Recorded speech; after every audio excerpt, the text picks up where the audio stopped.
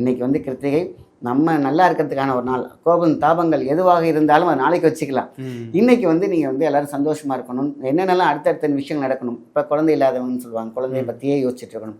வேலையிலேயே வேலை கிடச்சிருச்சு அப்படிங்கிற மாதிரி ஒரு இமேஜினேஷனில் இருக்கணும்.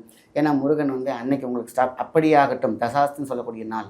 ஓகே, ஒவ்வொரு கடவுளும் ஒவ்வொரு டைமில் ஒன்று வேண்டிய எல்லாமே அப்படி தான். ஒரு ஃபங்க்ஷன் ஒன்று வந்துருச்சுனாலே நம்ம முன்னோர்கள் அந்த பவர் பாயிண்ட்டை தான் அன்றைக்கி நாளாக குறிச்சிருப்பாங்க.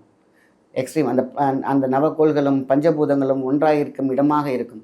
அப்போ அந்த நேரத்தில் போய் நம்ம சண்டை போட்டுக்கிட்டு அந்த நேரத்தில் நம்ம வந்து தவறான லெஃப்ட் ஹேண்டை தூக்கி வச்சோம் அப்படின்னா அது லெஃப்ட் தான். ரைட் ஹேண்ட் வச்சுன்னா எல்லாமே ரைட் தான். அதனால தான் செய்யவே கூடாது அப்படின்னு கேட்டிங்கன்னா, நீங்கள் 1000 பிரச்சனைகள் இருந்தாலும் அன்னைக்கு அந்த 24 மணி நேரமும் நீங்கள் கொஞ்சம் முன்னாடியே பேசி வச்சுக்கோங்க. வேணாலும் சண்டை போட மாட்டேன், கெட்ட வார்த்தை யூஸ் பண்ண மாட்டேன், பேட் வேர்ட்ஸ் கண்டிப்பாக இருக்கவே கூடாது. அது அகத்தின் அழகையும் கெடுக்கும், உங்களோட வீட்டோடைய அகலைகளும் வாழ்க்கையே கெடுத்துரும்.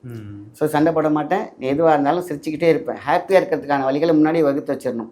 ஏன்னா அந்த கிருத்திகை மாதத்தில் எதை விதைக்கிறோமோ அதான் முளைக்கும். ஓகே, நீங்கள் தப்பாக விதைச்சிங்கன்னா அது தப்பு தான். ஸோ அப்போ நம்ம கையில் இருக்காங்க. ஒரு நாள் நமக்காக வந்து சந்தோஷமாக இருந்துடலாம் இல்லையா?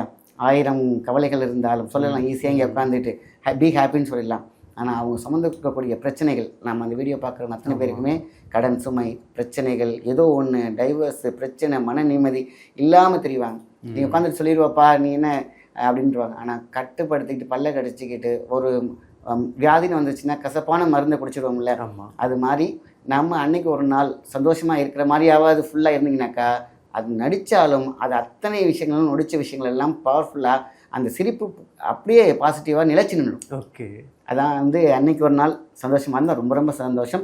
அதனால தான் அன்றைக்கி வந்து மல்லிகைப்பூ, வீட்டில் இருக்கக்கூடிய வாசங்கள், வீட்டில் இருக்க நல்லா கழுவிட்டு சுத்தமாக தெய்வங்களுடைய சிலைகள்லாம் எடுத்துகிட்டு பூவாக போட்டு பார்க்கவே சும்மா அப்படியே கேலப்பாக அழகாக ஒரு கலர்ஃபுல்லாக இருந்துச்சுனாக்கா வாழ்க்கையும் கலர்ஃபுல்லாக இருக்கும். அதனால தான் அந்த நாள் மட்டும் சண்டையோ கோபமோ திட்டமோ இல்லாமல் முன்னாடியே ப்ரீ பிளான் பண்ணிக்கணும். இன்றைக்கி ஒரு நாள் ஃப்ரீயாக விட்டுருங்கப்பா, எந்த டென்ஷனாக இருந்தாலும் அப்படியே இருந்துங்கிற மாதிரி வச்சுருந்தாங்கன்னா அற்புதமாக அமையும்.